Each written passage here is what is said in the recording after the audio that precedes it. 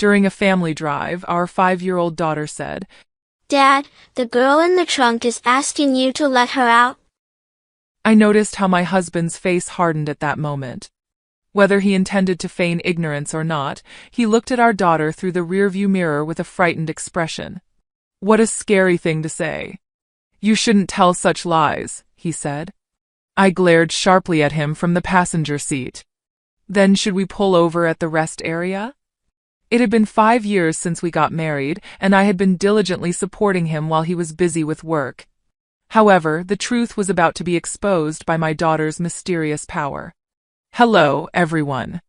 My name is Rebecca, and I married Patrick at the age of 30. The following year, our daughter Doris was born, and she has been growing up healthy and lively. Now she's turned 5 years old. Our family was living busy yet happy days. How about going to the zoo next Sunday? I suggested. Yay! I want to see the giraffes, Doris exclaimed. I couldn't help but smile at their cheerful conversation. My husband has always been kind since we were dating, and that hasn't changed since we got married and our daughter was born. On his days off, he willingly engages in family activities and is an impeccable father. I thought to myself, I'm so glad I ended up with this man. I was indulging in happiness while watching my husband and daughter playing together. Little did I know that these peaceful days were about to come to an end. Huh? You're being transferred to a different department? I asked, surprised. Yeah, it's company policy. They want me to gain experience in various places, Patrick explained. One day, as soon as Patrick came home, he sighed wearily with a dejected look on his face. Unfortunately, it seemed he was being transferred to the busiest department, which meant he might not be able to spend much time with us.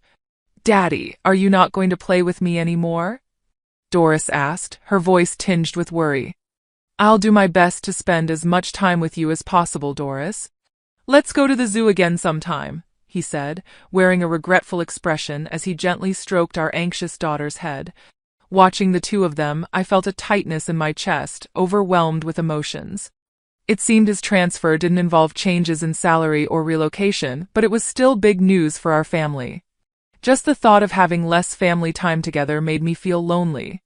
However, the one feeling the most vulnerable was surely Patrick, adjusting to his new environment. Please don't push yourself too hard, I urged him. I knew he had a tendency to immerse himself deeply in things, and I worried about him overdoing it. Unfortunately, my concerns turned out to be justified. Initially, Patrick managed to secure time for family and rest despite being busy. However, about a month later, his time at home suddenly decreased dramatically. It seemed he was working overtime often, coming home late at night after our daughter had already gone to bed. He's been going out for drinks with his clients more often, and to top it off, he started going to work even on his days off. There was another concern I had about him. Hey, can you take a day off next Sunday? Doris misses you, and you've been working too hard lately. Huh? Who do you think I'm working so hard for? So, should I just turn down client meetings and risk getting fired? He retorted. I didn't mean it like that. I'm just worried about you. That's none of your business anyway. Make sure you have money ready for next week's drinking party. Seemingly overwhelmed by his workload, my husband had become irritable all the time and started taking out his frustrations on me more frequently. Furthermore, he was spending extravagantly, claiming it was necessary for entertaining clients, and this was starting to impact our living expenses. Because I knew his previous kindness, I'm more worried than frustrated about his current tense demeanor. I really need to find a way to get him to take a break, or he's going to collapse from overwork. After half a year had passed since the transfer, my husband had reached a point where he was coming home mostly just to sleep. In addition, Doris, feeling lonely from not being able to see him, began to wear a sad expression more often. I knew things couldn't go on like this, so I was trying to figure out a way for him to take a break. However, as if to thwart my efforts, more bad things kept happening. My mother, who had been suffering from an illness for several years, suddenly passed away in the hospital. No, Mom. My father had passed away when I was young, and my mother was my only parent. I couldn't even have a proper conversation with her before she passed away. When I heard the news, I was at home and so shocked that I couldn't move for a while. However, Patrick's response to me was unbelievably cold. Hey, do I have to go to that funeral too? His indifferent attitude shocked me, and I widened my eyes in disbelief. For my husband, the relationship with my mother-in-law may have been somewhat distant, but she was still family. Despite this, he didn't show any sadness or comfort me. Instead, he just complained about having to attend the funeral. What are you saying? Of course you have to. It's a family funeral. Don't get mad at me. Ugh, why does this have to happen now? I had plans too. Despite my reprimand, Patrick showed no signs of remorse, and I was left shocked. In the past, he would have surely comforted me, perhaps rubbing my back and grieving with me together. But now, as he sighed in dissatisfaction, he seemed nothing like the person I once promised a future with. Naturally, he didn't help with any preparations for my mother's funeral, and I arranged everything alone. On the day of the service, my husband remained silent and sullenly said, "It's over now, right? I'm heading home first." After the funeral ended, Patrick didn't help with any cleanup and quickly went home. I was initially confused by his first reactions, but by then I had lost the energy to be angry. I was simply bewildered and disappointed in him. No matter how busy and stressed from work he may be, his behavior at the funeral was unacceptable. When did my husband become such a cold person? Mom, Doris will help you. Despite feeling frustrated with him, I finished cleaning up with my daughter by my side before heading home. I decided to stop by my parents' house for a short while. It wasn't far from our home, and I wanted to reminisce about my mother after saying goodbye. Although I did it as my heart dictated, the decision wasn't wrong. When I arrived at my parents' house with a heavy heart, I discovered something shocking. Mom, wait a moment, Doris? As soon as we arrived at my parents' house, my daughter's expression suddenly changed, and she dashed straight into the back room. I had taken her to visit my mother's place several times before, but I had never seen her behave like this. Hurrying to follow her, I found Doris opening the second drawer from the bottom of the dresser as if she was drawn to it by something.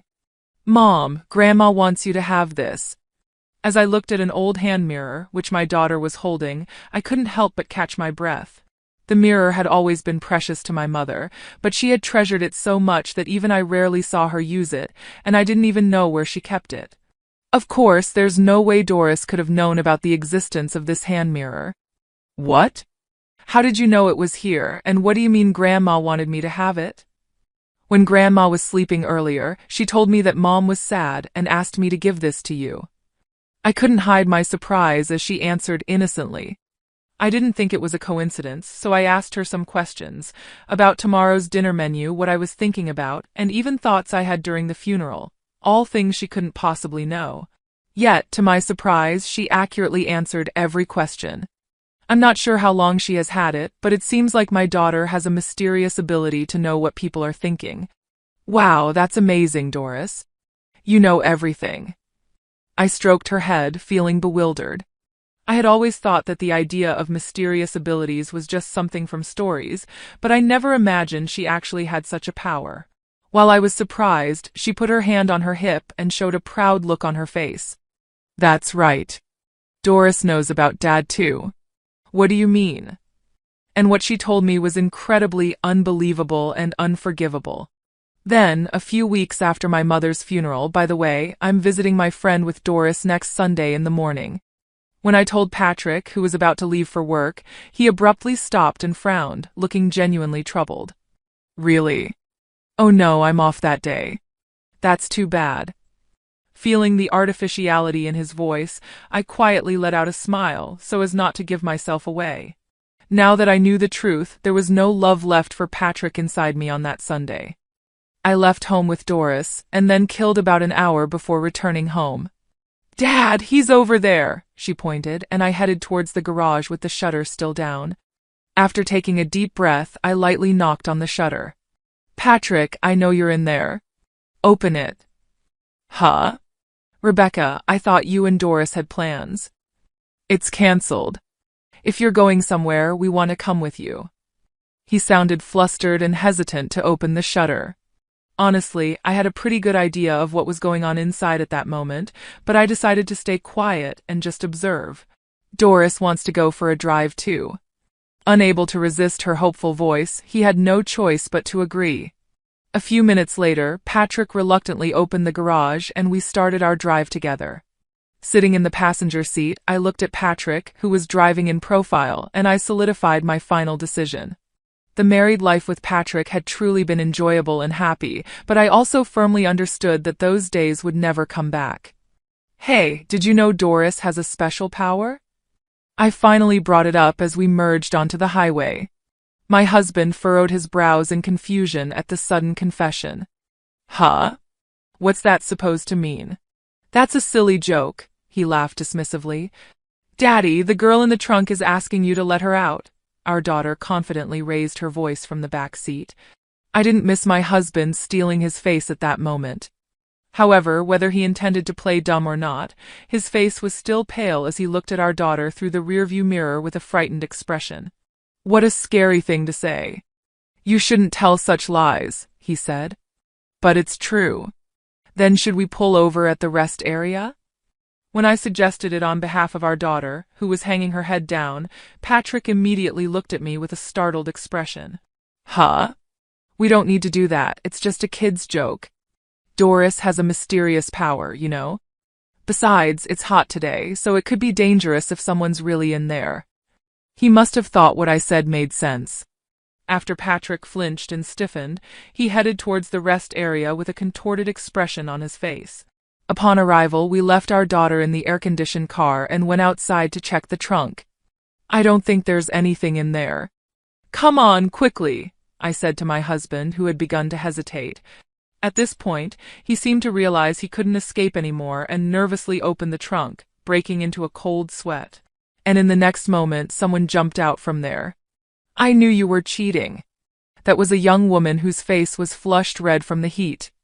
Yes, it turned out that while Doris and I were out, Patrick had been cheating with her at home, probably just as they were about to go for a drive.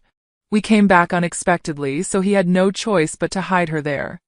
He shook his head nervously at the woman, who was taken away suddenly and seemed unable to grasp the situation. No, it's not like that.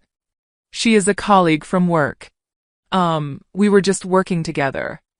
Wow, at the new apartment you're doing a job getting into a trunk? I chuckled at the blatant and ridiculous lie, while standing firm and taking a piece of copy paper from my bag. And what is this? It says, let's go on a drive date on Sunday. As the woman and Patrick looked at the paper, they turned pale. That was no surprise, as their lovey-dovey email exchanges were printed on it. Thanks to Doris, I found out everything on the day of my mother's funeral at my parents' house. My daughter confided in me. Daddy has been spending a lot of time with Isabella lately. I'm sad because Isabella is taking Daddy away from me. Just having witnessed her power, what she said made me suspicious, so I decided to investigate my husband for a while after that. And sure enough, I found undeniable evidence of his affair on his phone. So I told you that fake plan because I wanted to punish you. It's a shame it turned into this kind of drive. Hey, it's unfair to look through my phone without permission, Patrick protested, shaking his body in response to my sarcastic words. His absurd remark unintentionally made me burst into laughter. I had thought he was just getting too busy to come home, but most likely during that time he was with his affair partner, Isabella. He probably used the expenses repeatedly for dates with her. Despite all the complaints and taking it out on me, who exactly is being unfair here? By the way, I've been recording everything since earlier. Recalling all the numerous grievances, I took out my phone from my breast pocket. Actually, I had expected this would happen, so I secretly pressed the record button on my phone to capture evidence since we got into the car. And the evidence I've gathered isn't just messages and this video. I didn't tell you, but I also had hidden cameras in the house and garage. And Isabella, I know everything about you too. Under my successive attacks, they both turned white as sheets. I was furious with Patrick, but of course I couldn't forgive Isabella either. So I thoroughly investigated my husband and managed to identify her. She was a 25-year-old new employee who had become his colleague in a new department. From reading the messages, it seemed she was aware of my existence, yet still engaged in the affair, so she's equally guilty. Sorry, Rebecca. He probably didn't expect to be cornered this much so perfectly. Feeling disdain for Patrick as he whimpered and pleaded in a voice I had never heard before, I glared at both of them with all my anger. I won't forgive either of you. Prepare yourselves for alimony. Upon hearing my firm words, perhaps realizing their fate, both of them collapsed to their knees. Afterwards, I divorced Patrick. The fact that I had recorded the scene and gathered all the evidence paid off, and they were ordered to pay $300,000 in compensation. I was also able to claim $500 a month in child support from my husband. Their misfortune didn't end there. I heard that their affair spread throughout the entire company since they were working in the same department, which made things awkward, and eventually they broke up. They were both looked at with disapproval by their colleagues, and eventually they had no choice but to resign. Now, it seems they ended up on the street with the burden of the compensation payments. Meanwhile, I am now enjoying peaceful days with Doris. I'll continue to give lots of love to Doris, who has a wonderful power.